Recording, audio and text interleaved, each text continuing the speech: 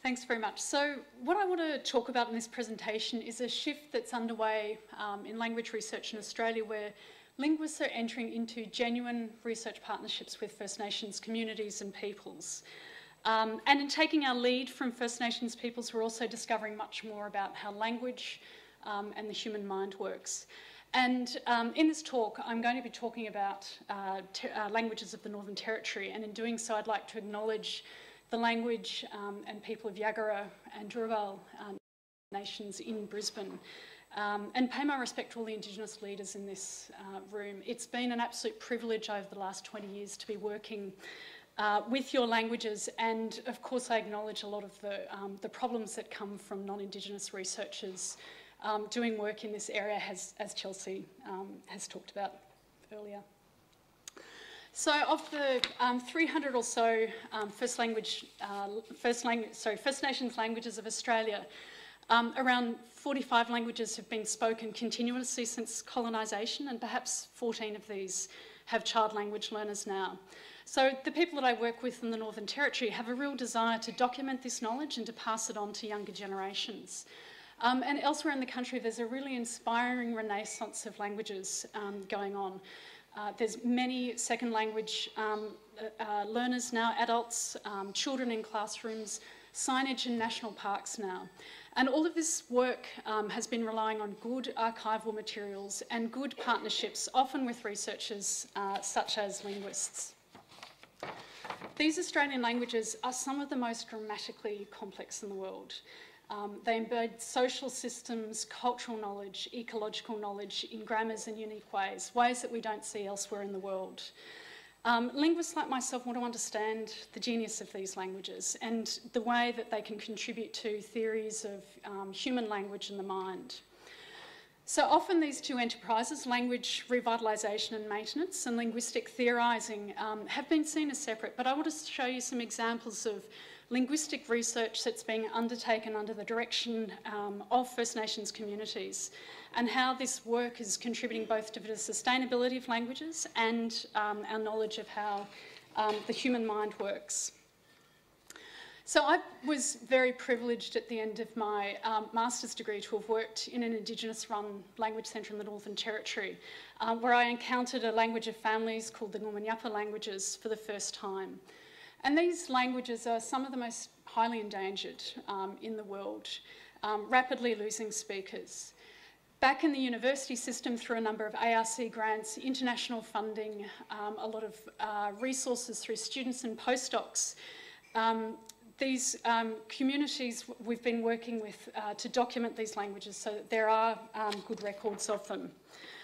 The communities have been requesting of us resources for school programs, their ranger groups, so we've been making dictionaries, working with biologists to make ethnobiologists, books of historical narratives that talk about the history of a lot of atrocities that have happened on their country. And in the process of doing all of this work, we've been making quite a few surprising linguistic discoveries along the way. And I just want to talk about a few of these. So one of the most recent discoveries, which you might have heard about a bit on the radio, this has been getting around the media a little bit, is what's being called a rediscovery, a discovery of what's probably the longest songline in Australia. And this work came about due to Gurindji elders Ronnie Wavehill and Topsy Dodge, who you can see there. Part of the purpose of this talk is to make visible a lot of Indigenous collaborators who don't work specifically within the university system. So they wanted to document their songs, make sure that younger generations had access to them after they'd passed away. And we set up a project through their arts centre, Karankania Arts, and enlisted the help of a musicologist from the Sydney Conservatorium of Music. In the process of this, we produced hours of video for the community, a half-hour documentary that aired on NITV showcasing some of the work, and started realising that some of these songs called Wunji Wunji weren't in fact in the Gurindji language, but probably a classical form of Western Desert language, which is spoken in much of Western Australia, as you can see there. So a real question that Gurindji elders had was how they came to be singing songs that weren't in their language, in much the same way that many of us learnt Frere Jacques as children but don't speak French, for instance. So the Gurindji community sent us further afield. They sent us into Western Australia to go and talk to communities there. And indeed, there were many elderly people in those communities who still sung this particular songline, Wunji Wunji. And we also found notes about Wunji Wunji and old field books as far south as Eucla on the far south coast of Western Australia, some 4,000 kilometres away, sung 100 years ago. So Gurindji people are still singing songs word for word from these particular communities in an entirely different language. And communities in Western Australia were amazed and indeed really surprised and loved the idea that Gurindji people were still singing their songs. Another example, we also work with people in Elliot, again in the Northern Territory, and one of the things that people in Elliot have wanted to do was teach within the schools their children about plants and animals, and to have this knowledge written down in both Mutbura and Jingaloo. And these two languages are as different from each other as, say, French and Japanese. They're entirely different languages. So we enlisted a biologist and got to work in writing down words for plants and animals in both of these languages. And in the process, we realised that these two languages, which are from entirely different language families, actually share around 65% of their nouns, but maintain their own grammars. And not only that, but these nouns are evenly borrowed between language. No language is privileged over the other language. This kind of situation is actually unheard of in the rest of the world. You can't find case studies of this. Normally in situations where people live in close proximity, grammars start to converge, but people maintain their own vocabulary, usually as markers of separate identities. So there's clearly something very different going on in this case. Mutbura people report that between 200 and 500 years ago, they moved from the west onto Jingaloo country, married into Jingaloo families and introduced their language into the area. And this bidirectional borrowing of nouns suggests that the potential encroachment on Jingaloo people was handled with diplomacy. And these were Mutbura people moving on to Jingaloo land in a situation where they could have been characterised as refugees or colonisers, people in some kind of power differential with Jingaloo people. But the linguistic evidence suggests something else. It suggests a lack of prestige differentiation between language and people and a very high level of mutual respect between the groups. So now both of these communities have formed one cultural block for ceremonial purposes, for kinship and family, for land ownership.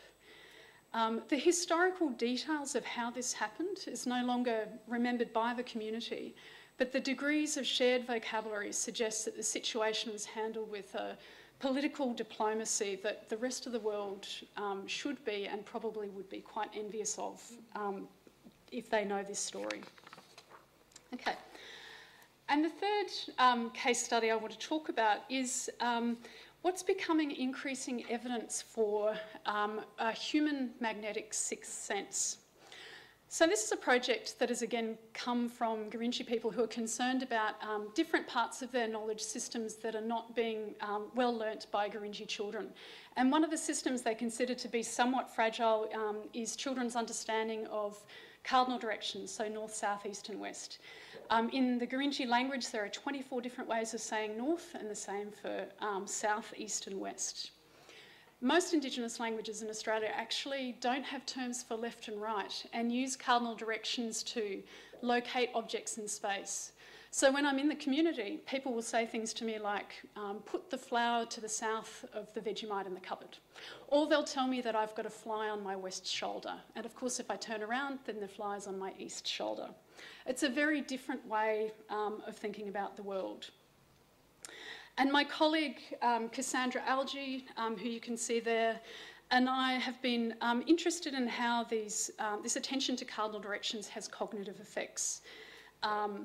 And it turns out that there are cognitive effects. People behave differently on particular kinds of rotation tasks than English-speaking people in cities often do.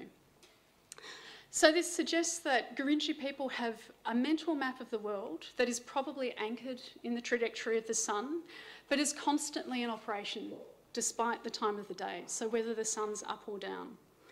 And one question that we have about this then is whether this unique attention to geocentric cues is reflected not just cognitively but actually neurologically.